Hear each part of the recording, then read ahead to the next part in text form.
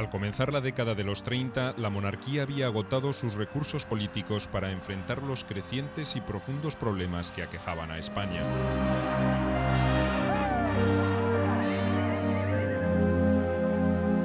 Por el gobierno habían desfilado durante décadas representantes de partidos monárquicos seguidos por una dictadura que aspiraba a calmar enfrentamientos, pero no habían podido crear un clima político favorable para recuperar los espacios perdidos.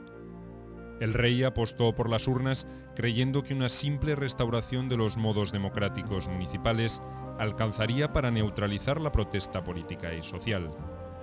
Pero la realidad no resultó como la monarquía la había imaginado.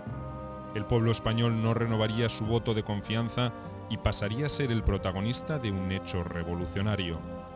La Segunda República iba a avanzar a partir de entonces entre agudos ciclos de euforia y decepción, con intentos de cambios profundos y retrocesos pronunciados.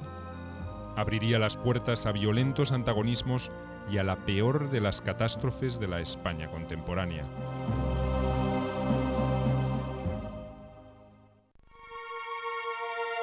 En 1931 el rey Alfonso XIII llevaba 28 años en el trono. Había sido coronado en 1902 en un periodo muy crítico de la vida española. En 1898 se habían perdido las últimas colonias, Cuba, Puerto Rico y Filipinas, a manos de la expansión imperialista de Estados Unidos. La derrota perjudicó a sectores económicos, aunque otros se vieron beneficiados por la vuelta a España de capitales que abandonaban Cuba. Pero también originó una gran crisis cultural con particular incidencia entre los intelectuales. Se iniciaba la industrialización y la modernización, pero las estructuras políticas y sociales eran inadecuadas. En esa España, la clase media solo representaba el 10% de la población. El índice de desocupación era muy alto y más de la tercera parte de la ciudadanía era analfabeta. La mitad de la población económicamente activa se ocupaba de tareas agrícolas.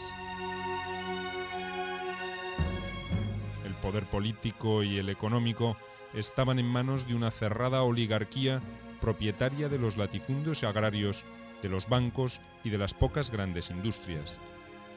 Dos instituciones tradicionales compartían en parte esos privilegios, la Iglesia y el Ejército. El problema de España era esencialmente el de su estructura agraria. España tenía la particularidad que compartía con algunos países del este de Europa de tener una amplísima población campesina. Es decir, en el campo aquí no había habido un proceso de industrialización rápido que hubiera vaciado el campo de campesinados sin tierras, sino que uno de los grandes problemas de España era que el campesinado sin tierras permaneció en el campo. En 1923, el general Miguel Primo de Rivera puso fin a la etapa de los gobiernos surgidos de partidos monárquicos e instauró una dictadura que inicialmente contó con el apoyo de los terratenientes, la burguesía, el ejército, la Iglesia y el propio rey. En 1930 el proceso dictatorial estaba agotado y el 29 de enero Primo de Rivera tuvo que renunciar.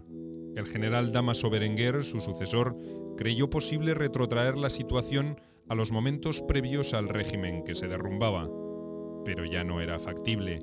Primo de Rivera le había hecho un daño irreparable al rey Alfonso XIII.